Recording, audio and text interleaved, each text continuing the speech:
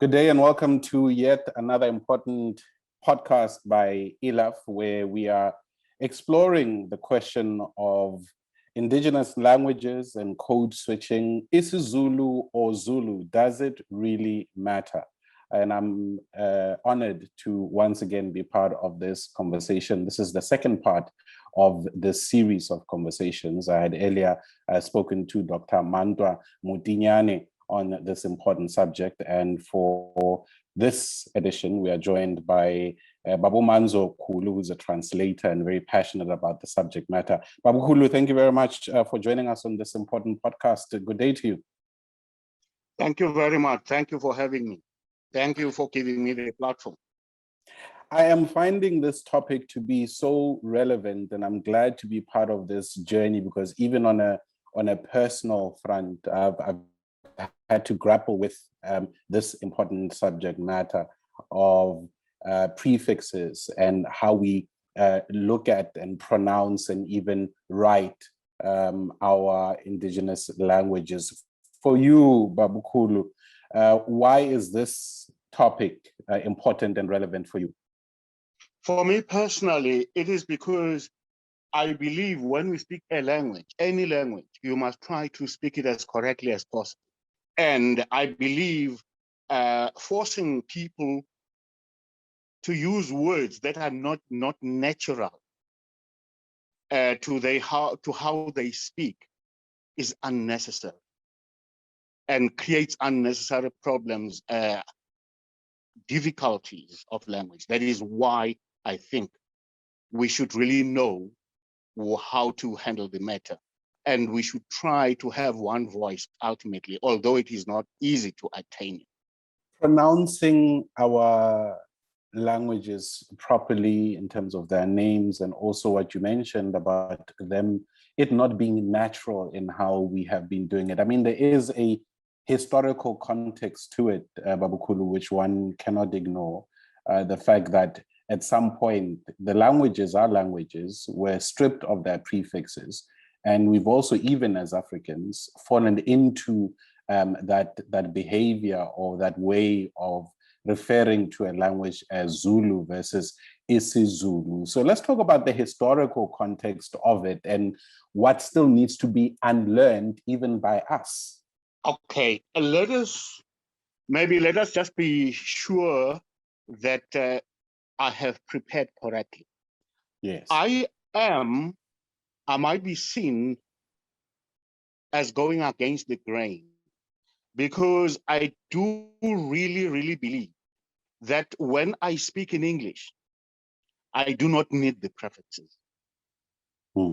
I need the prefixes only when I'm speaking in what is called a Bantu language or an Isintu language, if you like.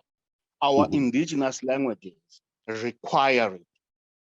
But Germanic languages, I am for the view, they don't require it. That's a very interesting take, just to understand what you're saying, Khulu. So are you saying that if I'm referencing Isizulu while speaking English like I am now, I can say Zulu, but Mankhulumi Zulu, as it came out naturally now, it must be said or pronounced at least or referred to with a prefix. Is that what you're saying? Yes, because it is natural for a Zulu speaker to refer to a language, any language, including his own, as Isi, and then identify the prefix Isi does not just serve an ornamental purpose. It is grammatical, and it is part of the structure of the language that I speak, Isi. But then I do not use Isi only for my own language. I use Isi for any language under the sun. It is required. Isi Puno, Isi Venda, Isi Tonga, it does not matter. If they are people called ABC, that is their, let us say, their identity. They are not called Zulu, Xhosa, Tonga, Venda, Italian, and so forth, but they are called ABC. Therefore, in my language, their language will be ABC, if you understand what I'm saying. Yes, that's a very interesting one, because also, I mean, if I were to just go back to what has also guided the need to have these conversations by Ilaf is a letter that appeared in the Cape Times, written by a Cape Town resident who argued that speakers of English, referring to isiXhosa and isiZulu versus Xhosa and Zulu, saying that, and I'm quoting here, saying that the use of prefixes when speaking English, but in referring to indigenous languages, is unnecessary and, as they said, a misguided attempt at political correctness or an inappropriate affectation by English speakers of their burgeoning sensitivity towards other people's cultures. And and I want to be very clear, because with the position that you have taken, you are arguing that in using English, the prefixes are not necessary. But at the same time, I want to be very, very clear that you are not arguing for the lack of respect of other people's cultures and languages in how we refer to them. Yes, I think it is an ideology, maybe an attitude. If I refer to a particular culture or language in a pejorative manner, I look down on it. It does not really matter that much how I pronounce it. For instance, I'm just going to use a very fitting example here. When a Sotho speaking person talks about the Ndebele, is usually not referring to a Ndebele person, but anybody whose language or culture is to him very much like the Ndebele. You see, that is historical. And usually when they use that word, they are looking down upon the subject that they are discussing. Yes. Usually. Yes. Yet, it is true that there are people called Ndebele. And when I refer to them as Ndebele, I'm just mentioning, or I am referring to them by their identity. I am not elevating them. I'm not looking down upon them. It's like somebody calling me Khulu. Khulu is my family name. Whether you respect it or you don't respect it is immaterial when you say Khulu. It's just like a number. That's me. Right. But attitudes, I don't think attitudes, we have an antidote for that. So in other words, I can, let us say as a Zulu person, if I have some kind of disdain for Sotho people, I will use the word umSotho with an attitude. But how I say it, umSotho, whether I respect him or don't, it does not really matter how I say the word. But everything matters regarding my attitude. So what I'm trying to say here is, I do not think that as a Zulu speaking person, I have to refer to the language of the Sotho speaker as Sesotho, the same way that he does. Because Se belongs to that language, not to me as a Zulu speaking person. To me, it must be Isi. So I will say Isizulu, whereas he says Sesotho. And when he refers to my language, and I'm Zulu speaking, he's not going to say Isizulu. He's going to say Isizulu, which is natural to how he speaks. That's a very interesting one. And again, I want to go to the personal. For me, I mean, I'm doing some work now, Manzo Khulu, where I am producing a lot of content for radio and video across all 11 languages. And Yes. what I end up doing, as much as I hear what you're saying, what I end up doing is, for example, when I'm delivering content in Sesotho, I write it as such to say this piece of content is Sesotho, and then this other piece of content is Xitsonga, Chivenda, isiSwati, isiNdebele.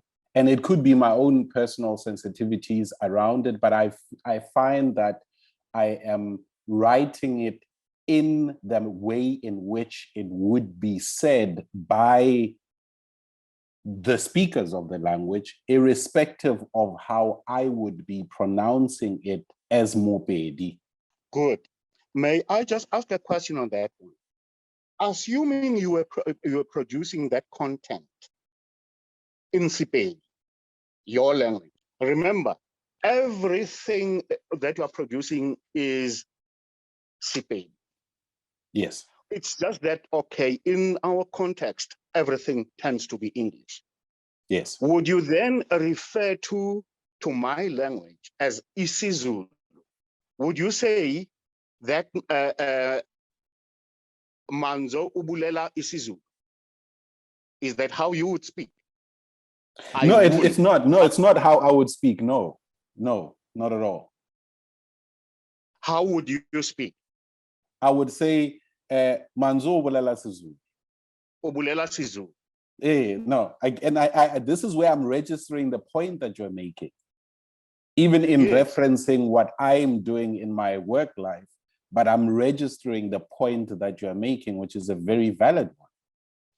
For instance, while we're still on that one, as a Zulu speaker, the only prefix that I worry about when speaking my language is one and one only, Isi. IsiZulu, IsiPedi, IsiSotho, IsiNgisi, IsiBunu.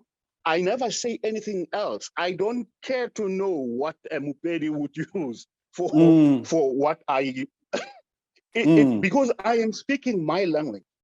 By referring to that other language, I'm just mentioning the language. I'm not trying to speak it while I'm saying its name. Sure. That is so important. Then it goes back to the point that you are making about what comes natural, what rolls easier on the tongue, without it being not only that. Not only that, it goes beyond that. We must be practical in the sense how we treat the natural speaker of the English language. If we are going to demand that he must remember all the different prefixes that we use in our native languages, it is very unfair to him. Because when we refer to his language, we don't care to know that he says English. As a Zulu speaker, I will say Isingesi, which does not even sound anywhere remotely close to English.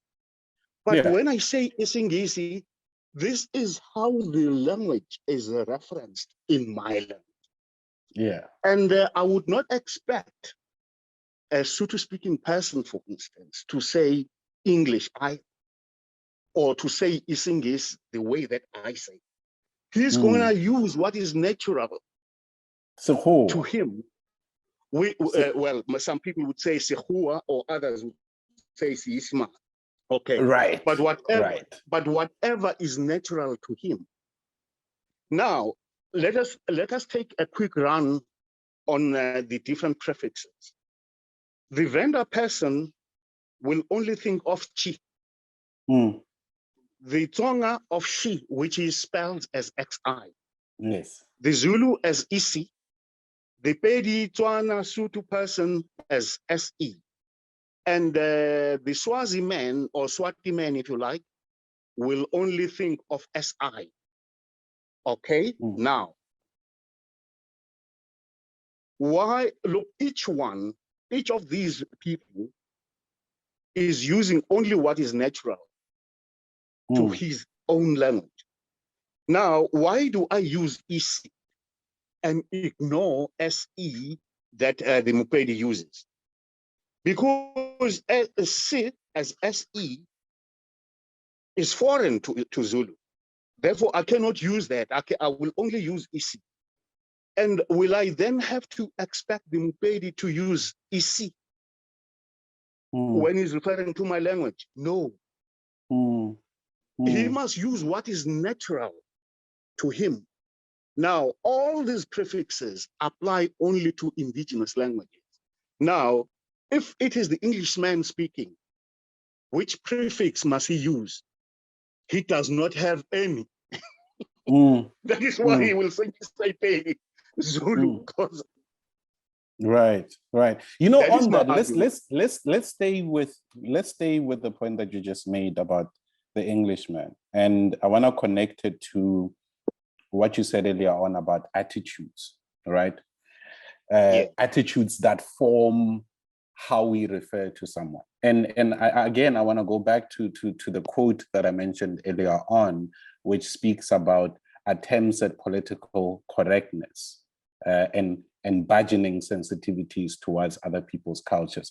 One thing that one cannot ignore, Babkhulu, is also that within the historical context of our country, within the historical context of apartheid and colonialism, there are certain sensitivities that exist, you could argue, amongst us as indigenous people, indigenous language speakers, to say, we've had this history of oppression, we've had this history of lack of recognition of who we are. And in turn, with where we are in the world, in the country, in our country right now, we have certain expectations. Firstly, there are certain attitudes because of history, certain feelings that we continue to carry, certain traumas that we continue to carry from lack of recognition. And then we have, in turn, expectations of how we should be acknowledged, which in turn would lead to the expectation of, I'm not Pedi, Pedi, and I expect you as an Englishman to refer to my language accordingly. How do we navigate that? Because we can't have this conversation outside of that context that forms the attitudes. Okay, I think I have an easy answer to that. We must acknowledge that we're talking politics here, whereas we're talking, this should be linguistics. Yes. Unfortunately, politics is about what I want, how I feel, not necessarily what is right. That's politics. Yeah. Apartheid could not be justified. Yet the perpetrators, its advocates, wanted it to thrive at all costs. It was wrong. So the same applies the way I see things. For us then now to demand that other people who do not speak what I will, in this context, call Bantu languages, because that is how they've been referred to all the time. Let us talk linguistics and forget for a while about politics. So I am coming from a strictly linguistic angle here. Because if I am allowed to call the language of the Englishman Isingesi, then what makes it wrong for him to refer to my language the way that comes naturally to him? Remember, what is good for the goose must be good for the gander also. Therefore, as I said, let's call, I'll say for now, just excuse my taking away the prefix, Mupedi, when I say a Pedi person, a Zulu person, a Xhosa person. The reason for this, forget about the attitude for a while. The reason for the English speaker, not only the English speaker actually, I would imagine any speaker of a Germanic language would have the same kind of situation. He does not use prefixes in his languages. All Germanic languages that I know are like that. They would rather use a suffix, not a prefix. Therefore, prefixes will come as something foreign to the language. For instance, Italian, a person coming from Italy, and not as Italian, like I would do. He would say Italy and then put something at the end of the word to make it Italian, Russian, English. So what I use as a prefix, in other words, the role that the prefix plays in my language is played by a suffix in the language of a Germanic person. Therefore, I don't think I would be dealing fairly with him if I require him to also then change his language to suit how I speak, because I do not respect how he speaks. He can call his language English. I will call it Isingesi. He can call his language Deutsch, and I will call it Isijalman. Do you understand? So in other words, it becomes problematic for me as an individual. Not that I am discounting the negative attitude that happened during colonial times. I'm not discounting that one bit, but I'm just talking strictly linguistics here. No politics of any kind involved. Therefore, if I don't respect a Mupedi person because I was taught as a Zulu person I should disrespect this people, I will simply disrespect you even if I pronounce your language correctly. So no, for sure, why I'm saying, sure. let us talk linguistics and forget about political attitudes for a while. This is so fascinating. I'm really loving what you're saying, and you know, it also forces one to also be honest, you know. And yes, put politics aside, and you could argue that, you know, politics is so inherent in all that we are that we can't put it aside. But there is a requirement at some point to have an honest conversation, and part of that honest conversation has got to do with actually, in the same way that we require to be seen from a history of not being seen, but the requirement to be seen requires also that you also see that person who at some point, maybe even historically, was part of you not being seen. Absolutely. And then when I try to address that, I must also do it rationally. I must not begin to demand unreasonable things from him just for me to assert my presence now. Because then I am now reversing the wrong that he did to me in the past, I'm now doing to him now. Yeah. No, most definitely. So we can. It's important. It's important. And before we run out of time, Babu Khulu, I want to also just transfer, or rather move from this to ask, does anything change in the written word? Because of course, we've been talking about, you know, how we speak, but as a translator, of course, there is the written word as well, in terms of how we write when it comes to this question of prefix or not. Look, okay, it depends again on the language that I'm using, the language that I'm speaking, the language that I'm writing. Let us forget about English for a while. If I am talking about the language spoken by the Pedi people, then I call it if I'm using Zulu, that is, I will call it Isipe. And when I am using that word, which is actually not natural to the ears of a Pedi speaking person, because he expects me to say Sipe, I cannot, because the structure of my language, the grammar thereof, forces me to use the word, the prefix isi. Therefore, it is not out of disrespect that I say isipedi instead of sipedi. Because as a speaker of Nguni language, I need that what is called a prefix, which is usually a vowel. I will not say batu, like I will say bantu. I won't say mutu. I will say muntu. So even when I'm talking about someone, a person, if I asked you, what is your name? How would you answer me in English, for instance? I'm just asking you now. If I ask you, what is your name? Oh, if I ask you, what is your name? You'd say Koketso.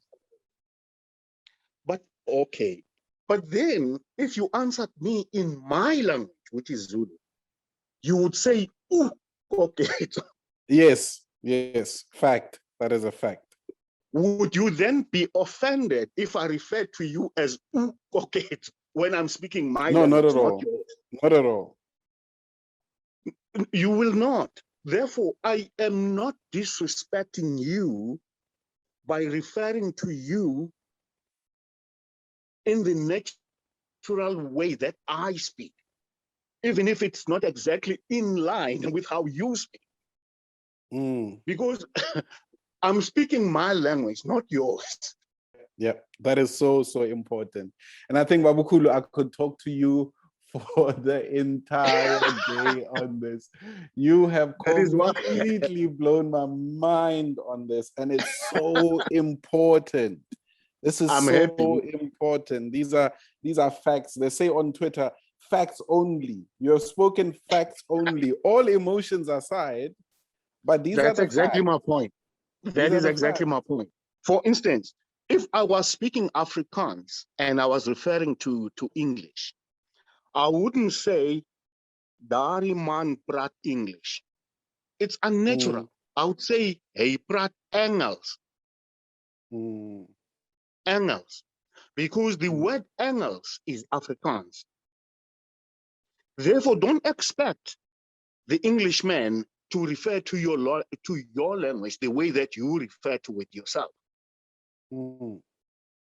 So allow him to use a fitting exonym because you refer to his language using an exonym that suits you too. Well, look, if you spoke about Sekhuwa, an Englishman would not even know that you are talking about him. If he feels the way that you do about how he refers to your language, he can actually take you to court. Yeah. Let us all be fair. Let us all be fair.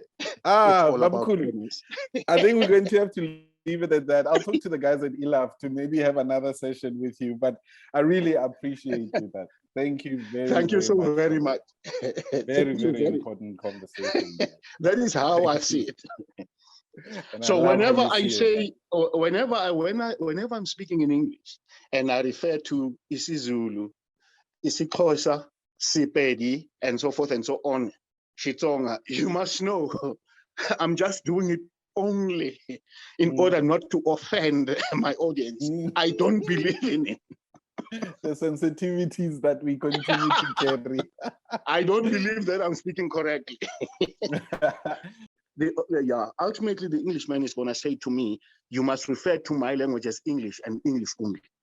Yeah. Because you want me to say your language is Isizulu. And I won't know what to say. Thank you very much.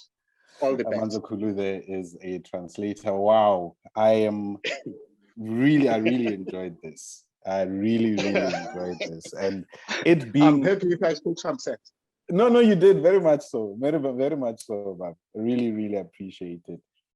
The second episode of our immersing ourselves on this matter of prefixes, Isizulu or Zulu, does it matter? And of course, the first conversation I had with Dr. Mandwa Mutinyane, and now concluding our conversation with Manzo Khulu is a three-part conversation that we're having on this important subject matter. And I'm glad that we took a whole new direction this time around. Thank you again to you for listening. Thank you very much to Ilaf for allowing me to be part of this journey. And I'm sure you look forward to the third installment of this year conversation. My name is Koketso Sachane, and we will meet again. Much appreciated.